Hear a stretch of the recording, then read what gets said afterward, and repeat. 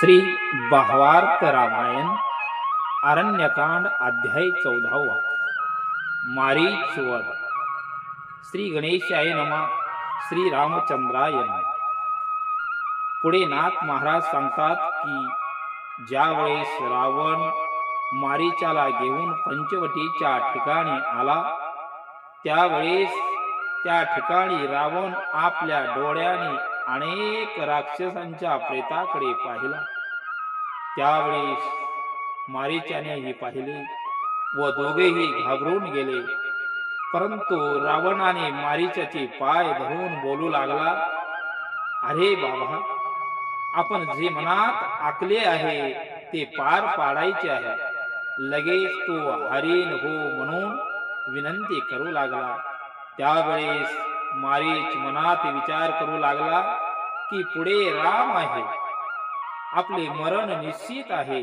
असा विचार करत मारीच म्हणू लागला की आता आपण हरिण होऊन रामाच्या हातून मुक्ती मिळवावी.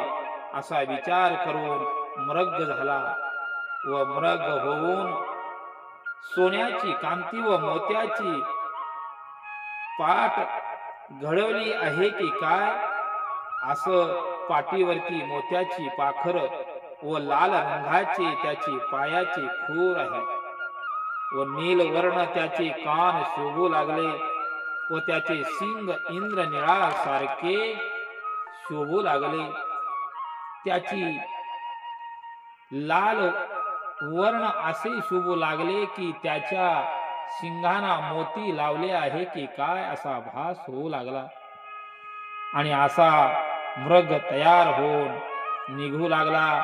अगदी सूर्य चंद्राची सुद्धा त्या ठिकाणी लोप पाहू लागला आहे की काय असा भास होऊ लागला. आणि असा हरिण श्री रामाकडे म्हणजे पंचवटीच्या ठिकाणी येण्यासाठी मार्गक्रमण करू लागला. नाना प्रकारच्या क्रिया चालत असताना करीत तो चालला आणि अशा रंगढंगात सीतेच्या जवळ जाऊन नाना प्रकारचे शरीर हलवणे, पुढे पळणे, मागे वळून पाहणे असं करीत सीतेला भुरळ पाडण्याची क्रिया करू लागला. त्यावेळेस सीतेने पाहिले व सीतेला त्या हरणाबद्दलची अभिलाषा निर्माण झाली आणि त्या हरणावरती भाळून गेली आणि सीतेच्या मनामध्ये लोभ निर्माण झाला आणि सीतेला नवल वाटू लागले. आणि हे काय सर्व देव पाहू लागले आणि देवांना सुद्धा असले हरिण पाहिले नाही आणि ते हरिण कुठून आले असा विचार करू लागले. देव ऋषी आश्चर्यचकित होऊन पाहू लागले आणि सीतेने हरणीचे डोळे पाहिले व हरिण सीतेला पाहिले आणि सीतेच्या अंतःकरणामध्ये मोह निर्माण झाला आणि सीता म्हणू लागली की हे हरिण आपणास हवं आहे. म्हणून श्री रामाना व लक्ष्मणाकडे जाऊन ही हरिण दाखवून त्या हरणीच्या स्वरूपाबद्दल सांगू लागली. म्हणून ही हरिण मला हवं आहे असे दान मागू लागली आणि म्हणू लागली की हे पतिदेवा, तुम्हाला मी या अगोदर काही मागितले नाही व पुढेही मागणार नाही आणि तुम्ही म्हणून मला दातृत्व आहात.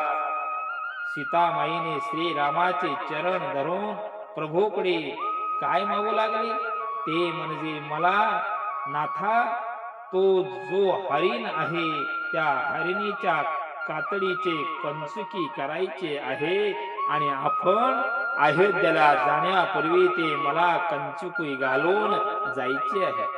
त्यासाठी त्या हरणीला मारून त्याचे कातडे घ्या अशी विनंती करू लागली. त्यावेळेस प्रभू श्री रामचंद्राने सीतामाईचा भाव ओळखून श्री राम लक्ष्मणाजवळ बोलावून घेऊन त्या हरणीच्या सौंदर्याबद्दल बोलून दाखवले आणि म्हणू लागले, अरे लक्ष्मणा, हा हरिण पहा, असला सुंदर अलौकिक हरिण या त्रिभुवनात कधीही पाहिले नाही. आणि हा हरण फार सुंदर आहे अशी माहिती प्रभू रामचंद्र लक्ष्मणाला सांगू लागले आणि पुढे बोलू लागले की हे हरिण सीतेने पाहिले आहे आणि या मृगाला मारून त्याच्या कातडीचे कमसुकी शिवून अयोध्येला जाताना लेवायचे आहे असा विचार लक्ष्मणाला प्रभू सांगू लागले. तेव्हा प्रभू श्री रामचंद्राने आपल्या भात्यातून धनुष्याला बाण तयार केला. त्या मृगाच्या दिशेने मारण्यासाठी सज्ज झाले आणि लक्ष्मणाला म्हणू लागले की मी त्या हरणाला मारून त्याची कातडी आणतो आणि तू इथे आश्रमामध्ये सीतेचे रक्षण कर.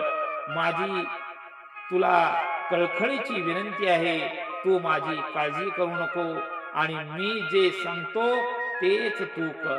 कुठल्याही प्रकारचे काही झाले तर सीतेला सोडून तू येऊ नको असे सांगून श्रीराम मृगहरणीच्या मागे जाऊ लागले. हरिण पुढे रामचंद्र मागे असे दर मजल करत आश्रमापासून दूरवर गेले. असे करत करत गंगातटी पर्यंत म्हणजे चंद्रपुरी गावाजवळ आला आणि श्रीरामाने बाण सोडला आणि ज्या ज्या ठिकाणी मृग श्रीरामांना हुलकावणी दिली ते 5 ठाण ओलांडून देहू गावाजवळ आला आणि त्या हरणीला श्रीरामाचा बाण लागला. बाण लागल्या लागल्या त्या हरणीचे रूप बदलून मारीच झाला आणि धाडकन खाली पडला आणि प्राण जाऊ लागला.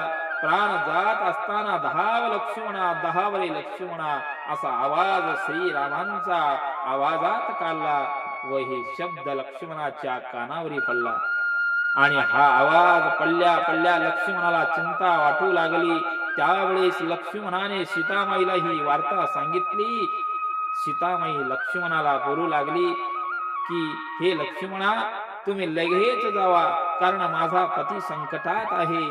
तुम्ही लागलीच जावा आणि माझ्या पतीला संकटातून वाचवा असे म्हणू लागली. आणि नाथ महाराज एका जनार्दन माऊलीला शरण जाऊन सांगतात की पुढील अध्यायाच्या ठिकाणी सीतामाई लक्ष्मणाला विनंती करते आहे. ही सुंदर कथा अमृताही पेक्षा गोड आहे. म्हणून या अध्यायाची सांगता या ठिकाणी करतात.